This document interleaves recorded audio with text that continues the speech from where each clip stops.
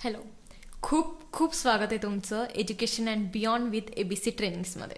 Thank you so much ma'am, तुम्ही मला इथे बोलवलं आहे. येस, बिलकुल. आमचं अजून एक पॉडकास्ट विथ सिव्हिल इंजिनियर. कसं वाटतंय तुम्हाला? खूप मस्त वाटतंय मॅम. म्हणजे फर्स्ट टाइम हे मी अनुभवते आहे आणि जे 1 वर्षामध्ये ABCमध्ये जे अनुभवलं आहे मी ते आज सांगण्याची वेळ आली आहे. हो, बिलकुल. तर सगळ्यात पहिले तर मला हे विचारायचं आहे की ॲज अ फिमेल तुम्ही सिव्हिल इंजिनिअरिंग कसं निवडलं?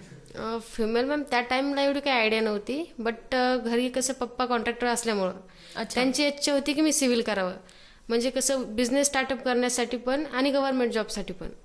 त्यावेळेस माझं काही ड्रीम नव्हतं.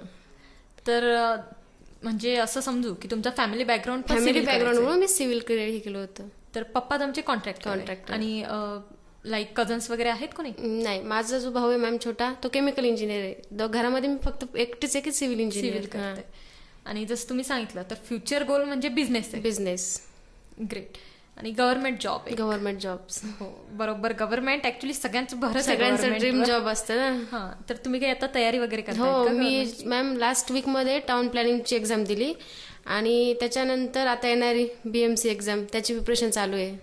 ओके, तर कशी चालू आहे तुमची प्रिपरेशन? फर्स्ट क्लास म्हणता येईल. आणि आता 15 जानेवारीपर्यंत माझे सगळे सॉफ्टवेअर संपत आहेत. म्हणजे टाइम ड्युरेशन 1 वर्षाचा जरी असला तरी ABC स्टाफनं खूप कव्हर केलंय. पण तुम्हाला प्रॉपर समजलंय सगळं? ते नुसतं कव्हर नाही केलं तर टोटली प्रॉपर वेनं. आणि माझ्या फॅकल्टी अशा होत्या, जोपर्यंत आज जे शिकवलंय तर त्यांना जोपर्यंत मी आउटपुट देत नाही तर नेक्स्ट सेशन तर शिकवतच नव्हत्या. 2 तास माझ्याजवळ बसायचं ते आउटपुट दिल्याशिवाय कोणत्याच फॅकल्टीने म्हणजे माझं पुढचं सेशन तर घेतलंच नाही. Wow, great. सो कसा होता तुमचा तो 1 वर्षाचा एक्सपिरियन्स होल आपल्या ABC सोबत? सगळा फॅकल्टी, टीचिंग स्टाफ कसा होता? तुमचं ओव्हरऑल एन्व्हायरमेंट कसं वाटलं तुम्हाला ABCचं? फर्स्ट टाइम जेव्हा मी आले होते ना, तर तेव्हा उस्मानपुरामध्ये ऑफिस होतं. त्यावेळेस मनात भीती होती की कारण मेन म्हणजे ना माझं झालं first year, second year, third year लॉकडाऊनमध्ये पूर्ण. आणि सिव्हिल इंजिनियर म्हणून कुणी काय विचारलं काहीच सांगता येत नव्हतं. म्हणजे जेव्हा मी ABCमध्ये आले लिंटर लेवल काय असते हे सुद्धा मला माहित नव्हतं की लॉकडाऊनमुळे एवढं माझा ड्रॉबॅक होता. म्हणजे काहीच माहिती नव्हतं. मग ते डोक्यात काय होतं, बाबा सगळेजण विचारायचं तुझी सिव्हिल इंजिनिअरिंग झाली, तुला म्हणजे प्लॅन काढता येतो का? तेव्हा निराश वाटायचं ना, खूप घाण वाटायचं, आपल्याला काहीच येत नाही सिव्हिल इंजिनिअरिंग. त्याच्यानंतर मग मी सगळ्यात पहिलं विचारपूस केली की कोणते क्लास करावे, कुठं करावे, काय सॉफ्टवेअर शिकावे. बरेच जण मला काय म्हणे की फक्त ऑटोकॅड कर. ठीक आहे म्हटलं, ऑटोकॅडसाठी मी आपल्या संभाजीनगरमध्ये खूप क्लासेस बघितले, मी आणि माझ्या पप्पाने. तर क्लास चूज करताना माझ्या पप्पाने जेव्हा सरांसोबत कन्व्हर्जन केलं तिथल्या मॅम सोबत, तर माझ्या पप्पाने आपण ॲज अ बिझनेससाठी क्लास करतोय ना, आणि त्यांची बोलण्याची ट्युनिंग वगैरे पप्पाला आवडली नाही. त्याच्यानंतर माझ्या फ्रेंडने मला रेफरन्स दिला ABC कॅटचा. ABC कॅट सेंटरला उस्मानपुरामध्ये प्रतीक्षा मॅमची माझी ओळख झाली. त्यांनी खूप चांगल्या प्रकारे सांगितलं मला कोणत्या सॉफ्टवेअरचा कुठे यूज होईल ते. त्याच्यानंतर मग मी ABC जॉईन केलं आणि सगळ्यात पहिले मला कीर्ती मॅम होत्या. त्या काय फक्त 15 दिवस माझ्यासोबत असतील. आणि प्लॅन पास काहीच माहीत नसताना मी तिथे आले, भीती होती मनात. मग स्टार्टिंगला कोमल मॅम त्यांनी सगळं समजावून घेतलं मला आणि ऑलमोस्ट सगळे सॉफ्टवेअर कोमल मॅमनी कव्हर करून घेतले. आणि त्याच्यानंतर फोटोशॉप कीर्ती मॅम आणि लास्ट सॉफ्टवेअर आपल्या रश्मी मॅम. ओके, म्हणजे तुम्ही सगळ्या फॅकल्टी सोबत एक्सपिरियन्स केलेला. येस.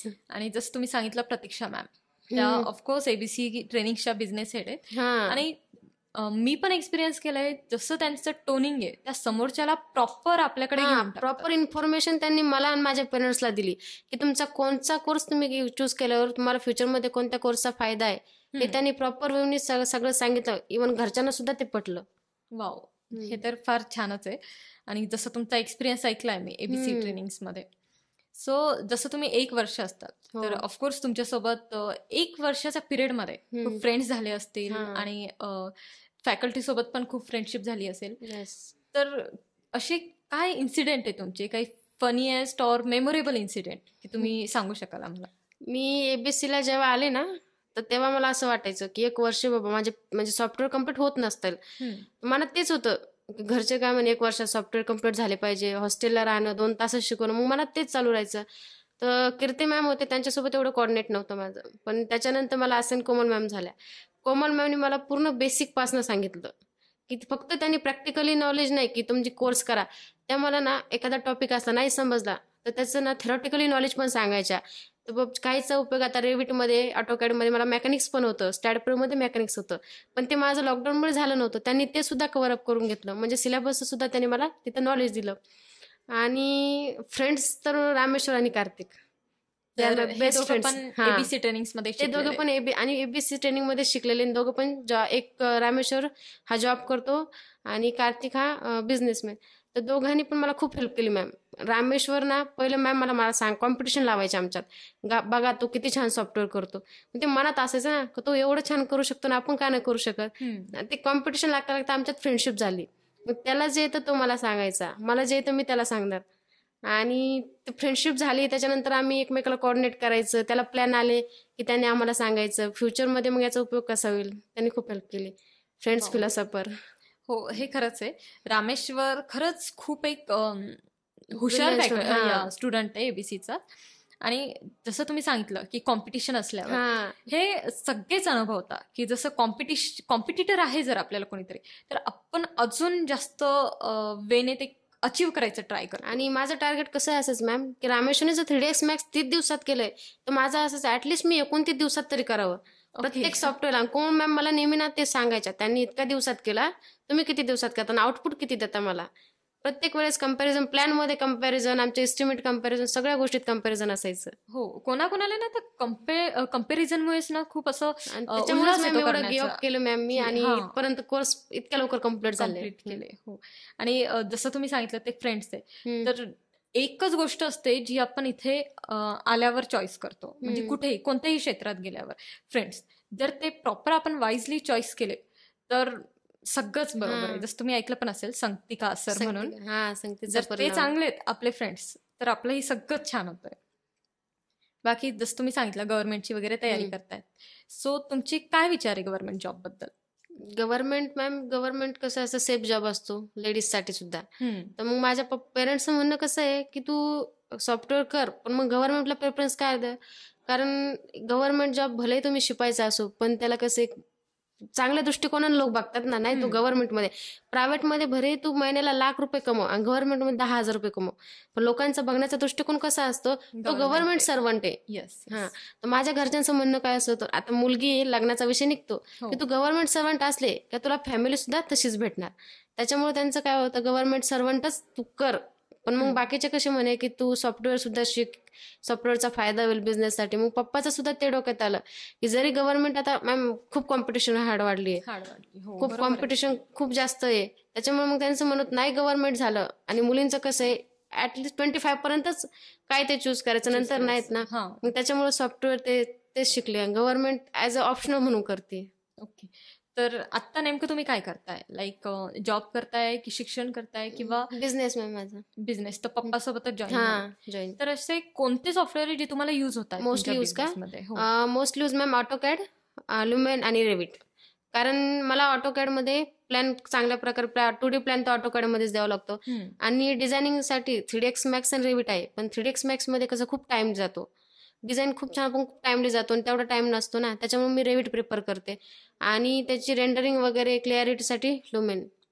येस, मॅक्स खरंच आहेत खूप छान सॉफ्टवेअर, पण मॅम खूप टाइम कन्झ्युमिंग टाइम लागतो. हो, आणि त्यामध्ये असं आहे की आपल्याला सगळं काही बनवावंच लागतं, पण बाकी रेंडरिंग वगैरे खूप छान आहे मॅक्सची. आणि लुमियन तर बेस्टच आहे. Lumion is best. आणि लुमियन असं आहे की कोणताही सॉफ्टवेअर आहे, स्केचअप आहे, रेविट आर्किटेक्चरचा मॉडेल आहे, तुम्ही लुमियन मध्ये इम्पोर्ट करा, छान रेंडरिंग होऊन येतंय बाहेर. सो आता तुमचं फ्युचर गोल काय? लाईक तुम्हाला फ्युचरमध्ये काय करायचं? एक तुम्ही सांगितलं गव्हर्नमेंट जॉब, पण ऍज अ रिअलिटी की ते टफ पण आहे, हार्ड पण आहे, तर तुमचा प्लॅन बी काय? मॅम माझा प्लॅन बी आहे की एवढे सगळे सॉफ्टवेअर येतात ना, तसं माझ्या एरियामध्ये पैठणमध्ये असं सिव्हिल ऑफिस एक पण नाही, आर्किटेक्ट ऑफिस. तर माझी इच्छा काय आहे, पप्पांची हेल्प होती, त्याच्यानंतर भाऊ पण आहे माझा, की स्वतःचा बिझनेस स्टार्टअप करायचा.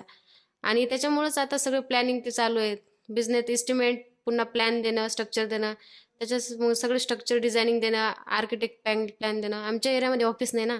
अच्छा, तिथं बिझनेस स्टार्टअप करायचा. तर तुम्ही प्रॉपर पैठणचे? प्रॉपर पैठण. आणि इथे फक्त तुमचं कॉलेज कुठून झालंय? माझं CSMSS कांचनवाडी, इथं छत्रपती संभाजीनगर. ओके, इथेच झालंय. सो म्हणजे कॉलेज आणि क्लासेससाठी तुम्ही पैठणहून इथे आलेत? नाही, क्लासेससाठी. Only classes. ओके, हे खरंच खूप ग्रेट आहे एबीसी साठी. आणि मॅम एबीसीचं फक्त क्लास आहे सगळे म्हणायचे की 2 तासासाठी का इथं हॉस्टेलला राहते, पण मी जेव्हा अनुभवलं ना का फॅकल्टी फक्त 2 तासच शिकवत नाही मॅम.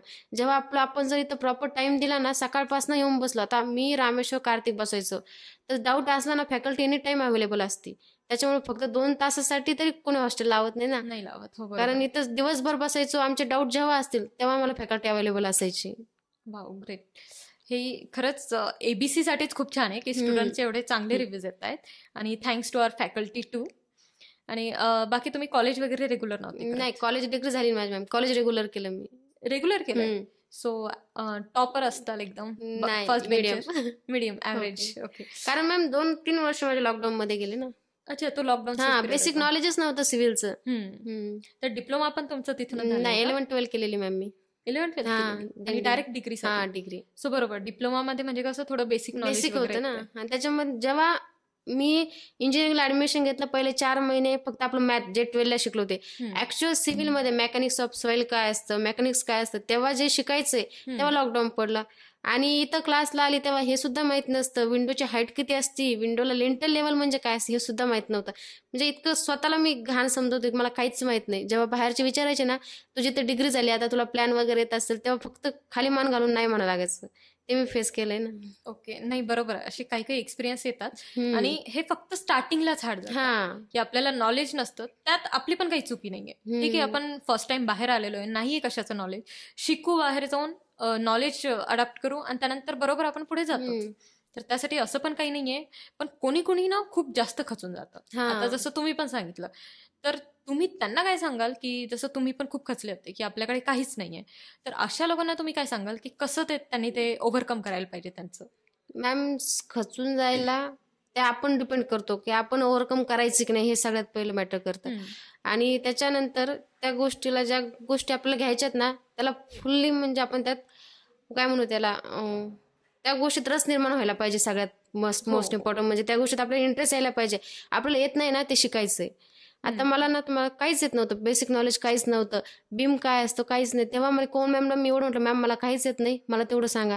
तर त्यांनी एक सॉफ्टवेअर, ठीक आहे तुला सॉफ्टवेअरचं शिकवण्याचं काम माझं आहे, त्यावेळेस त्यांनी हा विचार केला नाही की मला फक्त त्याला सॉफ्टवेअर शिकायचं आणि 2 तासात शिकवायचं आहे.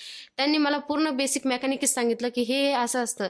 आणि मी पण त्या मला जेवढं सांगायचं ना तेवढं करत राहिले कॉन्स्टंटली. तितके दिवस त्या मला जेवढं सांगायचं तेवढं कॉन्स्टंटली करत राहिले. त्याच्यामुळे आज मला चांगले प्लॅन देते मी क्लायंटला. ओके, म्हणजे आज तुम्ही एकदम परफेक्ट झाले. परफेक्ट, की तुम्हाला सगळं बेसिक टू ऍडव्हान्स सगळं नॉलेज आहे. आणि अजूनही नॉलेज बाकी आहे, पण ते काम करता करता येईल of course.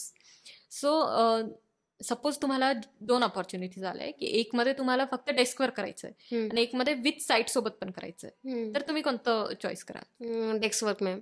Only desk? Site work का नाही मॅम? फॅमिली इश्यू, फॅमिली नाहीच म्हणते माझी साईट वर्क करायला. माझ्या पप्पाचं त्यांचं सगळ्याचं म्हणणं आहे की फक्त कसं ऑफिस वर्क पाहिजे, डेस्क वर्क. आणि त्याच्यामुळेच मग सगळे एवढे कोर्सेस सगळं जॉईन करायला, पूर्ण फॅसिलिटी लक्झरीज लाईफ प्रोव्हाइड करतात ना. अच्छा, पण अकॉर्डिंग टू यू, जर बाकी पण आहेत तर साईट वर्क तुमचं काय ओपिनियन? माझं पण नाहीच वाटतं मला साईट वर्क करायला. ओके, म्हणजे तिथे काही प्रॉब्लेम्स वगैरे येतात? और मी आतापर्यंत केलेलेच नाही, पण मला डेस्क वर्क खूप आवडतो पहिल्यापासून. ऑफिशियल वर्क छान वाटतं. ओके, तुम्ही साईट एकदा पण नाही केली, एकदा पण एक्सपिरियन्स नाही केली. ओके, नाही, हा आहे चांगलं. म्हणजे साईट वर्क मोस्टली खूप जण नाहीच करतात, पण कधी कधी ना एखादा एक्सपिरियन्स पण घ्यायचा. ठीक आहे, आपल्या आता फॅमिली नाही म्हणत आहे तर ऑब्व्हियसली त्यांना अपोज नाहीच करायचं, पण एक एक्सपिरियन्स पाहिजे आपल्याकडे की एक साईट वर्कने काय होतं म्हणून. जर इन फ्युचर तुम्हाला अपॉर्च्युनिटी मिळाली तर. आणि साईट वर्क म्हटलं मॅम, माझे बाबा म्हणते ठीक आहे आपली साईट जाऊन बघ. हा, तुमची घरची पण साईट असेल तरी चालेल, फक्त आपल्याला काय एक्सपिरियन्स. मोस्टली मॅटर काय करतं, एक्सपिरियन्स. जेवढे आपण एक्सपिरियन्स गेन करू, नॉलेज गेन करू, तेवढं आपल्याला जास्त फायदा. हो. आणि जर तुम्हाला पुढे कुठे बाहेर जाण्याची अपॉर्च्युनिटी मिळाली, जर तुमचे पेरेंट्स पण मानले, फॅमिली जो कोणी, तर कुठे जाणं पसंत कराल तुम्ही? म्हणजे आउट ऑफ इंडिया की out of Chhatrapati Sambhajinagar for now? Ma'am, Chhatrapati Sambhajinagar तर माझं नाही, ड्रीम सिटी माझी पुणे होती. पण मग सगळे काय म्हणतात की आता पुण्याला पण एवढी काही अपॉर्च्युनिटी नाही. अच्छा. हा, तर मला वाटतं पुण्याला LNT मध्ये करिअरमध्ये करावं, करिअर असं वाटतं, इच्छा आहे. हा, तसं तुम्हाला माहितच असेल पुण्यामध्ये पण आपली ब्रांचेस आहे. 3 जागी, हडपसर, वाघोली अँड नरेमध्ये. तर ते पण छान चालू आहे. म्हणजे पुणेमध्ये अजून बाकी पण खूप ठिकाणी आहे. कारण आता तुम्ही असं म्हणताय पुणेमध्ये जाताय, पण सपोज बाकी पुणे वगैरे कोणाला करायचंय ते इथे नाही येऊ शकत ना, म्हणून त्यांच्यासाठी पण तिथे अवेलेबल पण आहे. जसं तुम्ही सांगितलं पुण्यामध्ये आता अपॉर्च्युनिटी नाहीये, पण आहे. ऍक्च्युली मोस्टली डिपेंड आपल्यावरच आहे. आपल्याला जिथे करायचंय आपण कुठेही करू शकतो. तर पुणे, मुंबई आहे. येस, स्टॉप केलं. सो आता आपण ना थोडंसं आमच्या कॉलेज लाईफ बद्दल सांगा. जसं कधी कॉलेज वगैरे बंक केलंय? कॉलेज बंक करायचा प्रश्नच नाही मॅम. एकदम स्ट्रिक्ट. CSMS म्हणलं की सगळ्यात स्ट्रिक्ट कॉलेज. अच्छा. कॉलेज बंक पूर्ण डेत नाही. हार्डली तुम्हाला अर्धा तास जरी लेक्चरला उशीर झाला ना, लगे पेरेंट्सला फोन, तुमचे मुलं क्लासला नाही कुठे आहेत विचारा. त्याच्यामुळे कॉलेजला पूर्ण असं मी बंक कधी केलं नाही, मला असं आठवतच नाही. त्यांना ना 90% अटेंडन्स पाहिजे म्हणजे पाहिजे, त्याच्याशिवाय एक्झामला आलोच नव्हते करत ना. ते चांगलं स्ट्रिक्ट कॉलेज होतं. खूप स्ट्रिक्ट CSMS. आणि मग ABC क्लास कधी केलाय बंक? ABC क्लास बंक करायचं म्हणजे सगळ्यात पहिलं असायचं कोमल मॅम. मोठं बॅरियर म्हणजे कोमल मॅम होत्या. की कोमल मॅमला कारण काय सांगावं की त्यांना माझं खरं वाटन की मी बंक ह्या गोष्टी, म्हणजे त्यांना हॉस्पिटलचं जरी मी कारण दिलं ना की मॅम माझी तब्येत ठीक नाहीये, मी 10 मिनिटांनी लेट आहे, नाही तू ये मी तुला हॉस्पिटलला नेते. अच्छा. फक्त तू इथपर्यंत आमची बॉन्डिंग ना, कोमल मॅमची माझी एवढी क्लोज बॉन्डिंग होती मॅम की त्या माझ्या टीचरना मी स्टुडंट असं कधी नव्हतंच. Best friends. मी त्यांना सगळं शेअर करणार की मॅम असं झालं, मग आणि त्या मला त्या गोष्टी, मी एखादं जर त्यांना सांगितलं की मॅम माझं असं असं चालू आहे काय करू, प्रॉपर सजेशन मला देणार, त्याच्यावर सोल्युशन काय असेल ते कोण मॅम देणार. आणि बंक करायचं म्हटलं की मॅमची भीती असायची, नाही त्या चिडतील. आणि त्यांचं कसं होतं, त्यांना ना तुम्ही कोर्स कम्प्लीट करा, तेवढं आउटपुट द्या, मला काय एन्जॉय करायचं ते एन्जॉयला त्या कधीच नाही म्हटलं नाही. असंच एक वेळेस आम्ही पूर्ण फ्रेंड्स, मी, सुप्रिया, कार्तिक, रामेश्वर, जस्ट 5 मिनिटासाठी ब्रेक म्हणून खाली गेलो. त्यावेळेस आम्हाला आठवतं मॅम एवढे चिडल्या होत्या, त्या आल्या, आमची वाट नाहीच बघितली. त्यांना त्यांचं सेशन होतं आमचं 3 ते 5 एस्टिमेटचं. आल्या 3 वाजता, त्यांच्या त्या सिस्टीमवर बसताना एस्टिमेट चालू केलं, भले आम्ही तिथं कोणी नसताना. फक्त त्या चेअर जवळ, आमच्या चेअर होत्या तिथं एस्टिमेट चालू केलं त्यांनी की माझं 3 ते 5 टायमिंग आहे, माझं वर्क आहे, मला करणं आहे. तर त्या आल्या, तिथं शिकवायला लागल्या. मी आले, त्यांनी मला एक शब्द नाही बोलला, शांत बसल्या. त्याच्यानंतर सगळे आले, फक्त त्या 2 तास काहीच बोलल्यानंतर फक्त एवढं म्हटलं, हेच करण्यासाठी ते आलेत का? नाही, ते आहेत. पण कोमल मॅम ऍक्च्युली त्यांचं वर्क वगैरे प्रॉपर करण्यामध्ये पण खूप फेमस आहे. त्या ना मॅम त्यांचं वर्क त्यांना खूप प्रॉपर लागतं. हो, त्यांचे स्टुडंट ते खूप केअरफुल आहे स्टुडंटच्या बाबतीत. पण स्टुडंटचे कोर्सेस त्यांना किती डल स्टुडंट असू द्या, जोपर्यंत आउटपुट देत नाही तोपर्यंत कोण मॅम त्याला सोडतच नाही. आता आमचाच बॅचमेट आहे हा शिवराज, तोच कसं मॅम त्याला एस्टिमेट हार्ड जातं, पण कोमल मॅम एस्टिमेट हा कोर्स आमचा 8 दिवसात कोमल मॅमने कव्हर करून घेतला, आउटपुट दिलं. आणि माहिती आहे कोमल मॅमला, पण त्याच्याच्याने होत नाही, तरी कोमल मॅम त्याच्यासाठी 2 तास देता, डेली त्याच्या घरी कॉल करून विचारता तू क्लासला का नाही आला. आणि सगळ्यांचं कोमल मॅम 10 मिनिटं, माझा जर 12चा टायमिंग असेल आणि 12:30 मी आले नाही, त्या डायरेक्ट मला कॉल करता, प्रतिष्ठा कुठे तुम्ही, या पटकन क्लासला, मी वाट बघते ना. म्हणजे एवढं त्यांचं स्टुडंटवरती लक्ष असायचं. हो, कारण मी प्रायव्हेट क्लास बघितले ना मॅम, ते घेणं देणं नसतं कुणाला, तू क्लासला ये, लेक्चर कर, काहीच घेणं देणं नसतं. पण मग इथं ABC ट्रेनिंगचं कसं, कोण मॅम नाही, सगळीच फॅकल्टी कॉल करून विचारता, तुम्ही आज क्लासला आला नाही, काय झालं. हे ऍक्च्युली ना, या गोष्टीमुळे आपल्याला पण खूप शिकायची इच्छा होते. की सपोज ठीक आहे, आता आपण स्टुडंट्स आहे तर कधी कधी नाहीच इच्छा होत जाण्याची, पण जर समोरून मॅमला तेवढी इच्छा आहे की ह्या आपल्याला कॉल करून सांगताय की कुठे ये तू क्लासला, तर तेव्हा आपल्याला वाटतं की यार मॅम करतायत ना, तर आपण पण थोडं काही. आणि मॅम आत्ताचं लेटेस्ट माझ्यासोबत काय होतं की मला इटेप खूप बोर जाते शिकण्यासाठी, नकोच वाटते. कारण मी स्ट्रक्चरमध्ये स्टॅट प्रो शिकली आहे आणि ऑलमोस्ट सगळे सॉफ्टवेअर संपलेत, लास्ट इटेप तर कंटाळा आलाय करण्याचा. पण रश्मी मॅम अगदी लहान बाळासारखं मला म्हणतात, तू बस इथं कर, सॉफ्टवेअर ओपन कर. हे मी त्यांना असं, मॅम मला शिकायचं नाही, मी त्यांना तेवढ्या फोर्सफुली सांगते की मला शिकायचं नाही, तेवढ्याच फोर्सफुली सांगते मी तुला शिकवणारच, तू इथं बस. म्हणजे त्यांना ते ऍज अ ड्युटी म्हणून कधीच बघत नाही मॅम स्वतःची. काहीतरी आपल्या स्टुडंटला आपलं नॉलेज द्यायचंय ना, त्यांना खूप ते असं मनापासून शिकवण्याचा ट्राय करतात. हो, त्यांच्या आता कोमल मॅम झाले, रश्मी मॅम झाले, आमचे शुभम सर आहे, हे सगळे ना यांच्या क्वालिटीजमुळेच खूप फेमस झाले. आणि रिसेंटली आमच्या ABC मध्ये ना असं प्रॉपर 3-3 महिन्याचा क्वार्टर असतो की ज्यामध्ये ट्रेनर्स वगैरे कशी कामगिरी करतात वगैरे, त्यानुसार त्यांना अप्रिसिएशन करतात ओनर आमचे अविनाश सर म्हणून. तर या तिघांनाही त्यांनी गोल्ड मेडल देऊन अप्रोच केलेलं आहे की शुभम सर पण झाले, रश्मी मॅम पण आहे, कोमल मॅम पण आहे.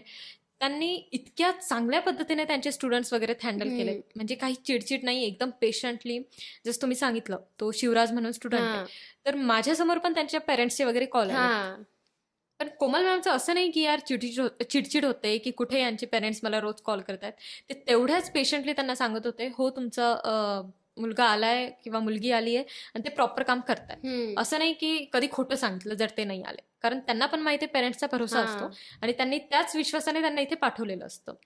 तर तसंच त्यांचं अप्रिसिएशन झालंय असंच. आणि अविनाश सर ऍक्च्युली आमच्या फॅकल्टी समोर अविनाश सरच फार मोठे की त्यांच्यामुळेच आम्हाला सगळी प्रेरणा भेटते आणि तेच आम्ही आमच्या स्टुडंटवर लागू करतो. म्हणून सगळ्या स्टुडंटचे असे रिव्ह्यूज आल्यावर मेन फॅकल्टीला चांगलं वाटतं खूप. ते एक छान आहे. बाकी आता सपोज इन फ्युचर तुमचे फ्रेंड्स वगैरे आहेत, तर काय सांगाल तुम्ही त्यांना एबीसी बद्दल, की कसे क्लासेस वगैरे, कसा तिथला एक्सपिरियन्स? मॅम माझा एक्सपिरियन्स एबीसीवर एकदम बेस्ट आहे. कारण माझ्या आता 3-4 फ्रेंड्स होत्या, त्यांनी मला विचारलं क्लास कोणता झाला. म्हटलं मी क्लास करते म्हणून मी एबीसीचं नाव नाही सांगत. तुला आत्तापर्यंत यूट्यूब सर्च कर, गुगल सर्च कर, बाकी संभाजीनगरमध्ये आहे भरपूर क्लास आहे. पण तुला जर क्वालिटी हवी असेल, ठीक आहे, सगळे काय सांगता की एबीसीची फीस जास्त आहे. पण माझं पर्सनल मत काय, जर तुम्हाला तेवढी क्वालिटी देता येत तर क्वांटिटी चांगली असणारच ना. माझ्या फ्रेंड्सला फक्त मी एवढं सांगू शकते, ऍटलिस्ट 1 आठवडा तरी तुम्ही लेक्चर करून बघा. तुम्हाला बाहेर 1 आठवडा एबीसी मध्ये करा, 1 आठवडा बाहेर करा. तुम्हाला माझं सांगण्यापेक्षा स्वतःवर जेवढा एक्सपिरियन्स होईल तर त्यानुसार तुम्ही क्लास जॉईन करा. आणि सगळेजण मला तरी वाटतं एबीसी प्रेफर करतील, कारण का मी पहिल्या कोर्स विनाकारण मी एवढे 12 कोर्स घेणार नाही ना, एक्सपिरियन्स चांगला असल्याशिवाय. येस. आणि आता जसं तुम्ही सांगितलं की तुम्ही तुमच्या पप्पासोबत वगैरे काम करतात, तर कोणते प्रोजेक्ट्स केलेले आहेत तुम्ही? हो मॅम, मी 2D ड्रॉइंग पण देते, 3D मॉडेल पण देते आणि एस्टिमेट पण देते ना. तर त्यामध्ये ऑटोकॅडच्या ड्रॉइंग्स प्लस रेविट आणि ल्युमिन हे 3D मॉडेलसाठी यूज करतात आणि एक्सेल हे एस्टिमेटसाठी. तर पप्पाचं बहुतेक काम म्हणजे एक्सेलवर चालतात ना, कॉन्ट्रॅक्टर असल्यामुळे, म्हणजे एस्टिमेट देणं ते. तर त्याची म्हणजे एक्सेलमुळे एस्टिमेट कोर्स इथे केल्यामुळे खूप हेल्प होती. अच्छा. आणि आतापर्यंत बरेच मी प्लॅन दिलेत बाहेर. तर जो तुम्ही पहिला प्लॅन दिलाय त्याच्याबद्दल काय होतं तुमच्या मनात, कसा एक्सपिरियन्स होता तो? कारण जसं आपण फर्स्ट कोणतीही गोष्ट करतो तर थोडी धाकधूक असते, किंवा कसं होईल, प्रॉपर होईल की नाही, आणि कोणी तुम्हाला हेल्प केली नेम ते करण्यामध्ये? मॅम फर्स्ट प्लॅन मला जेव्हा आला ना, तर त्याच रात्री मी कोमल मॅमला कॉल केला. म्हटलं मॅम मला प्लॅन आला. एवढं खुशी झाली मॅम मला सगळ्यात जास्त, मला प्लॅन आलाय. आतापर्यंत कार्तिकला प्लॅन यायचा, रामेश्वरला प्लॅन यायचा, ते करत बस. मी काय नुसते त्यांच्याजवळ प्रॅक्टिस, लहान लेकरात कसं कंचा लिंबू त्या टाईपमध्ये होते. पण त्यावेळेस मला असं प्लॅन आला, मी सगळ्यांना सांगितलं मला प्लॅन आला. दुसऱ्या दिवशी प्लॅन आलाय, पण आपण जे करतोय ते ऍक्च्युअली आपल्याला आता विकायचंय, प्रॅक्टिकली नॉलेज द्यायचंय दुसऱ्याला. तर खूप दडपण होतं, म्हणजे प्लॅन त्याला आवडेल की नाही. First impression is last impression आपण असं म्हणतो. त्यांना जर नाहीच आवडलं तर उद्या फ्युचरमध्ये, आणि ते बिल्डर होता, फ्युचरमध्ये त्यांना प्लॅन ते आपल्याला देतील की नाही, ही खूप मोठी अपॉर्च्युनिटी. त्या सकाळी मी क्लासला आले, कोण मॅमला सांगितलं मला प्लॅन आला. ठीक आहे म्हणे, काढा म्हणे तुम्ही. मी खूप म्हणजे चांगला प्लॅन काढला नव्हता, ठीक आहे, ठीकठाक प्लॅन काढला होता. त्या टायमिंगला मला रामेश्वर, कार्तिक तर अवेलेबल नव्हता, रामेश्वर पण त्यांनी मला कॉलवरती प्लॅनमध्ये मॉडिफिकेशन करायला सांगितले. आणि कोमल मॅम आणि रश्मी मॅम पूर्ण प्लॅन होस तर ते माझ्या प्लॅनकडे लक्ष होतं. अक्षरशः मी 11ला आलेली, 5 पर्यंत त्यांनी मला फक्त प्लॅनवर फोकस करायला लावला. एकदम छान प्रकारे प्लॅन दिला. आणि फर्स्ट प्लॅन मी जेव्हा दिला, मला 5,000 त्या माणसानं दिलं होते फर्स्ट प्लॅनचे, 2D प्लॅनचे. तर सगळं जे क्रेडिट होतं प्लॅनचं ते कोमल मॅम, रश्मी मॅम आणि माझे फ्रेंड्स. ग्रेट. मग काही पार्टी वगैरे दिली की नाही तुम्ही त्यांना? अजून नाही दिली. 5,000 कमवले तुम्ही फर्स्ट प्लॅन मध्ये. ग्रेट. कसं वाटलं तुम्हाला? ते तुमची पहिली कमाई होती आणि तुमची एकदम खूप छान वाटलं होतं मॅम. माहिती त्यावेळेस मला सगळे म्हणे आता पार्टी दे, पण नाही, त्यावेळेस मला काय वाटलं, पेरेंट्ससाठी मी जसे पैसे आले सगळ्यांना फोन करून सांगितलं मला प्लॅन येतोय, आता मी प्लॅन ड्रॉ करू शकते, मला क्लायंट पण येत आहेत. आणि त्याच्यानंतर हे पण सगळे प्रतीक्षाला प्लॅन येतोय, कोण मॅम पण सगळ्या एबीसी जेवढे फॅकल्टी सगळ्यांना स्टुडंट पण आमची प्रतीक्षा पण प्लॅन घेते आता. तेव्हा खूप भारी वाटायचं. आणि कसं आहे कोमल मॅमचं, की कोमल मॅम असं मी जर एखादी गोष्ट केली ना तर त्या खूप प्रोत्साहन देतात, की आज तिनं हे केलं ते सगळ्यांना सांगणार. म्हणजे कसं स्वतःच्या मनात, अरे मी हे केलं ना, उद्या मी जायच्यापेक्षा अजून चांगलं केलं की मॅम अजून चांगलं सगळ्यांना सांगतील. आता मी जर कोर्स केला, मॅम काय म्हणायच्या, प्रतीक्षा खूप चंट आहे, ते ऐकलं मला खूप भारी वाटायचं. मग अजून मला ना उत्साह यायचा, मी याच्यापेक्षा चांगलं करते, याच्यापेक्षा चांगलं करते.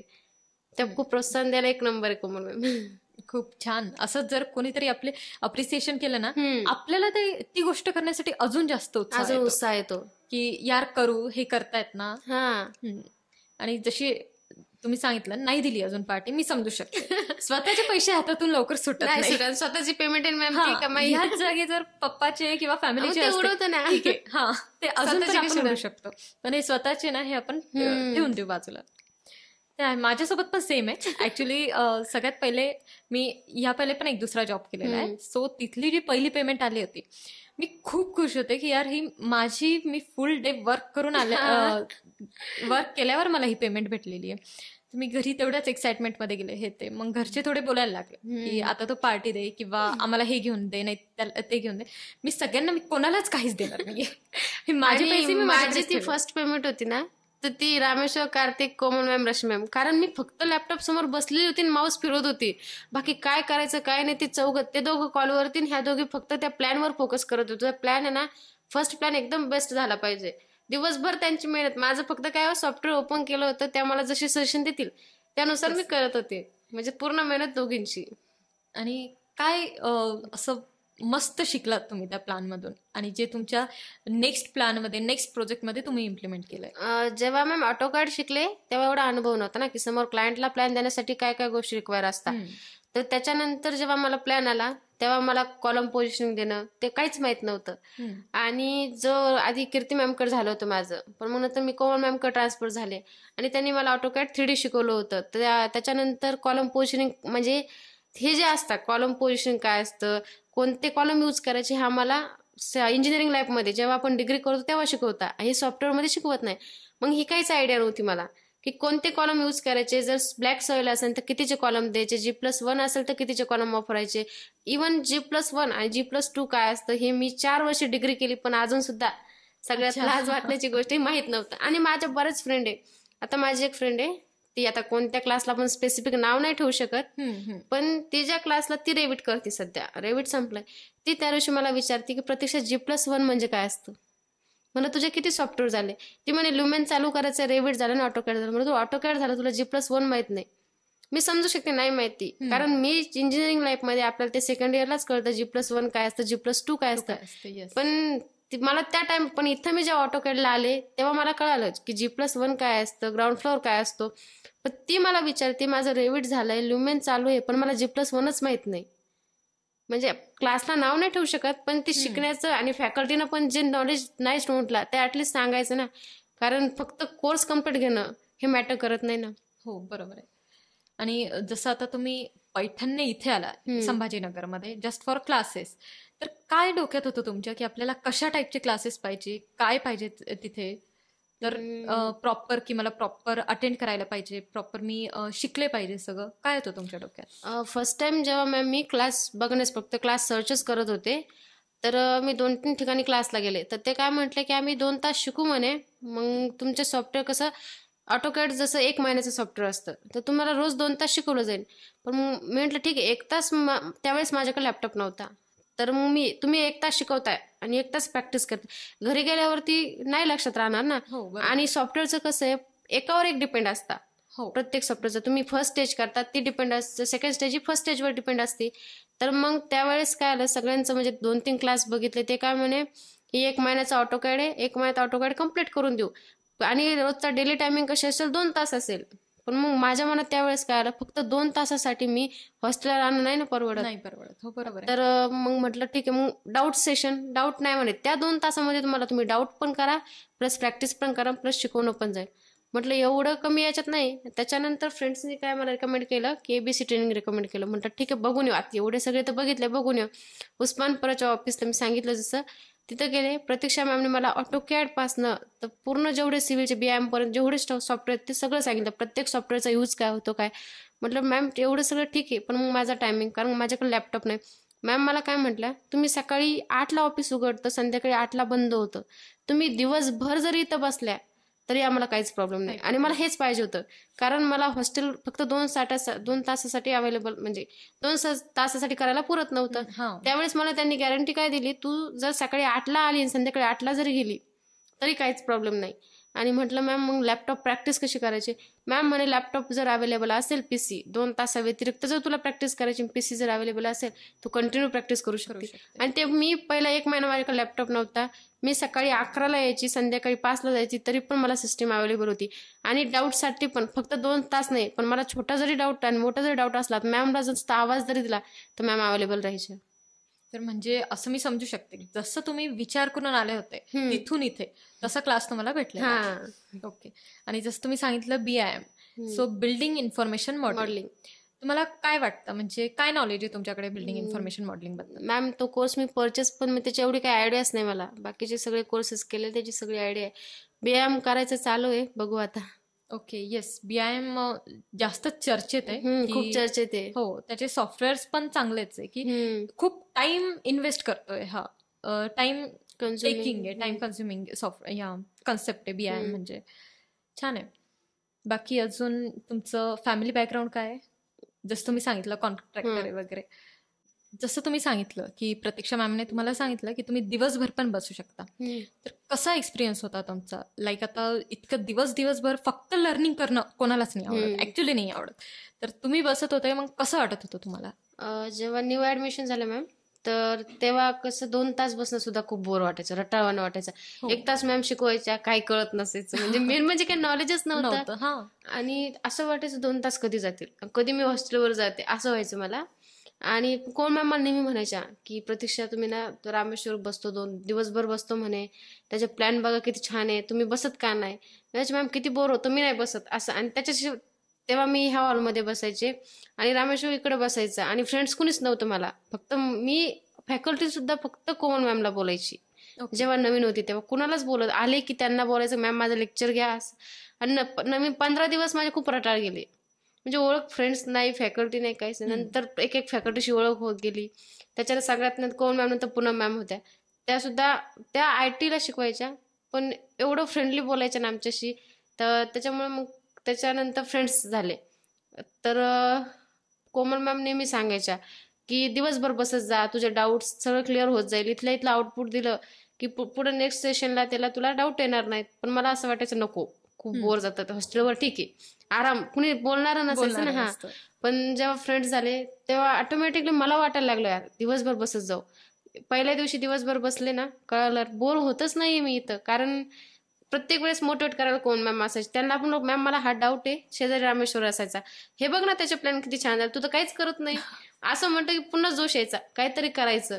आणि बोर तुम्ही म्हणता जसं की बोर झाली नाही का, बोर नाही झाले. एखाद्या दिवशी महिन्यातून एखाद्या वेळेस बोर व्हायचं. कधी बोर व्हायचं? जेव्हा की फ्रेंड्स नसणार, कुणी नसणार, एकटी बसली की मग बोर व्हायचं. काही काही असे सॉफ्टवेअर होते जे बोर रटाळसारखे असायचे, पण त्या वातावरणामुळे शिकल्यामुळे ते रटाळ असतील असं सुद्धा वाटत. एवढे एकदम एन्जॉयफुल ते सॉफ्टवेअर शिकून घेतले. कोमल मॅमला ना एक्झॅक्ट समजलं होतं तुम्हाला कशामुळे एकदम किक मिळते. तेच ना, ते मला असं प्रत्येक गोष्टीत मी कोणत्या उमेदीने कोणत्या जोशाने कामाला लागण, ही गोष्ट केली की प्रतीक्षा ही गोष्ट नक्की करणार हे त्यांना फिक्स माहित होतं. त्या प्रत्येकाचं माझी एवढी छोटी गोष्ट त्यांना माहित होती, मी कोणत्या गोष्टीमुळे मोटिवेट होते आणि कोणता माझा वीक पॉइंट आहे. त्या एक गोष्ट समजली ना की मग आपल्याला पण तिथे राहण्यासाठी पण चांगलं वाटतं की यार ठीक आहे, किती वेळ बसलो ना म्हणजे प्रॉब्लेम नाहीये. ज्या एक टाइम असा होता मॅम मला हॉस्टेल आवडायचं आणि आताचा प्रेझेंट टाइम असा आहे की मला ABC मध्ये मी हॉस्टेलवरून घाई करते मॅम, मला क्लासला जायचंय. माझ्या रूममेट्स म्हणतात दीदी तू येडी का, संडेला रात जाणार घरी? नाही, मला क्लासला जायचं. येस. आणि तुम्ही जसं हॉस्टेलवर राहिलाय, सगळ्यांना ना एक हॉस्टेल लाईफ म्हणजे खूपच छान वाटतं की यार आपण हॉस्टेलवर राहतोय. मोस्टली मी बॉईज हॉस्टेलचं खूपच म्हणजे ऐकलेलं आहे की बॉईज हॉस्टेलमध्ये काय काय नाही करतात ते, म्हणजे कोणाचंच ऐकत नाही आणि त्यांना तेवढी फ्रीडम पण असते की करा म्हणून. तर तुमचा एक्सपिरियन्स कसा आहे हॉस्टेल लाईफचा? माझा हॉस्टेल लाईफचा एक्सपिरियन्स एकदम छान आहे मॅम. म्हणजे तिथं ना 11-12च्या मुली सगळ्या. आणि जेव्हा मी फर्स्ट टाइम ऍडमिशन घेतलं ना, मला खूप मुली असं म्हटल्या की तू कोणत्या क्लासला 11th ला आहे का.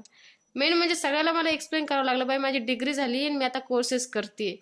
आणि सगळं भारी कधी वाटायचं माहिती मॅम, त्या छोट्या मुली होत्या 11-12 आणि त्यांच्यासमोर लॅपटॉप घेऊन जर आपण एखादी डिझायनिंग करतोय ना, एवढं छान त्या म्हणजे वाव दीदी तू एवढं छान करते, एवढं भारी वाटायचं मला, मी काहीतरी शिकले आणि कुणीतरी आपलं कौतुक करते. येता जाता जर बिल्डिंग करतोय, माहित होतं मला एवढा परफेक्ट माझा प्लॅन नाही, नवीन होते शिकत होते, पण त्यांना त्या टाइमला खूप छान वाटायचं. त्या टाइमला त्या आम्हाला पण असंच शिकायचंय जे हॉस्टेलमध्ये. आणि हॉस्टेल लाईफचा एक्सपिरियन्स मला सगळ्या माझ्या फॅकल्टी इथून ओळख, मला कोमल मॅम झालं, रश्मी मॅम, त्या डायरेक्ट मला म्हणतात तू जेवढी शांत आहे ना, मलाच माहिती तू किती शांत आहे. आणि माझ्या इथे पण बघतोच आहे. मला पण खूप आवडतात, म्हणजे मी पण खूप टॉकेटिव्ह आहे, आणि जर समोरचा तसाच आहे ना, इंटरेस्ट दाखवत आहे आपल्यामध्ये, तर अजूनही गप्पा रंगतात. तेही आणि मला सगळे म्हणतात जरा कंट्रोल ठेवत जा, बडबड कमी करत. म्हणजे मी ना मॅम नवीन कुणी असलं पटकन ओळख करून घेते. आणि हॉस्टेल लाईफला तसं पण सगळ्यात जास्त वैतागल्या असतात त्या माझ्या मॅम, इथल्या पण आणि हॉस्टेलच्या पण. नाही, म्हणूनच हॉस्टेलमध्ये जसं तुम्ही सांगितलं, मुली बोलत होत्या की तू 11th ला आहे का, त्यांना एक कनेक्शन फील होत असेल तुमच्यामुळे, की एकदम खूप बडबड करतात, खूप एज लिमिट वगैरे नाहीये. आणि धिंगाण्याला मॅम सगळ्यात पहिले ती मॅम सुद्धा माझे पेरेंट्स आले आणि त्यांना सांगते, ओ जब क्लास में जाती ना दिन भर, उसी टाइम शांत रहती. रातभर मुझे परेशान. आणि खरं करते मॅम मी तेवढं परेशान आहे. दिवसभर इथं बसायचं, रात्रभर एन्जॉय पाहिजे ना मला पण, म्हणून म्हणून मी काय करणार मॅम, लॅपटॉप मध्ये मोठे मोठे गाणे वाजवणार, त्या झोपलेल्या असल्या ना डोअर वाजवायचा, कॉल करत राहायचे त्यांना. ही सगळी मजा ना हॉस्टेलवरच, हॉस्टेल लाईफ वरच होती. पण खरंच एकदा तरी एक्सपिरियन्स करायलाच पाहिजे आपण हॉस्टेल लाईफ, मजा येते. म्हणजे मी पण केलेलं आहे, जास्त दिवस नव्हते माझ्या कॉलेज लाईफमध्ये, फक्त 2 महिनेच होते, पण त्या 2 मंथ्समध्ये पण मी इतका एन्जॉय केलेला आहे की अजूनही मी सगळ्यांना सांगते की मी हॉस्टेलवर होते. जर त्यांना सांगितलं ना मी 2 महिनेच होते, ते म्हणता ह्याला काय म्हणते तो एन्जॉय करणं, म्हटलं पण मी त्या 2 महिन्यामध्येच खूप एन्जॉय असतो मॅम, खूप जास्त एन्जॉय असतो हॉस्टेल लाईफ मध्ये. अक्षरशः माझ्या लाईफ मधलं सगळ्यात जास्त मोमेंट मला ती आठवतीये. एका मुलीचे पेरेंट्स आले होते आणि ती मुलगी आली होती, तर ती मला म्हणे की इथे झाडू पोचावाल्या कोणत्या आहे. तर मी त्या ज्या ओनर होत्या हॉस्टेलच्या त्यांना म्हटलं, ती बाई दिसती का ती झाडू पोचावली, दे आवाज म्हटलं. तोच मी कोण मॅमला सांगितलं, त्यांनी असं झापलं तर म्हणते मॅम आणि तुमच्या. नाही, पण मजा येते हॉस्टेल लाईफवर, एकदा खरंच एक्सपिरियन्स करायलाच पाहिजे. आणि आता जसं तुम्ही सांगितलं की इतके सॉफ्टवेअर्स केलेत, तर तुमच्या या हॉस्टेल लाईफच्या मजानेच ना मला अजून एक गेम आठवलाय की आपण थोडासा गेमकडे जाऊ, थोडं गेम खेळू. सो इतके तुम्ही सॉफ्टवेअर्स वगैरे केले, तर कोणते त्यामध्ये सॉफ्टवेअर असतील जे तुम्हाला आवडले, जे नाही आवडले, तर एक छोटासा रॅपिड फायरचा राऊंड घेऊ. कोणते सॉफ्टवेअर तुम्हाला आवडले तुम्ही ते चूज करा, मी ऑप्शन्स देईल तुम्हाला. सो फर्स्ट आहे AutoCAD and Revit architecture. Revit architecture. Okay. SketchUp आणि 3ds मॅक्स. स्केचअप. लुमियन आणि विरे. लुमियन ऑफकोर्स, ऍक्च्युली सगळ्यांना लुमियनच आवडतं. त्याची रेंडरिंग आणि टाइम पण खूप कमी लागतो. आणि मॅम लुमियन सॉफ्टवेअर 8 दिवसात खूप नवीन इंटरेस्ट वाटतो. लुमियन करायचं म्हणलं ना तर इंटरेस्ट निर्माण होतो. तसं विरे म्हणलं ना खूप रटाळ सॉफ्टवेअर वाटतं. हो, आणि टाइम पण खूप लागतो.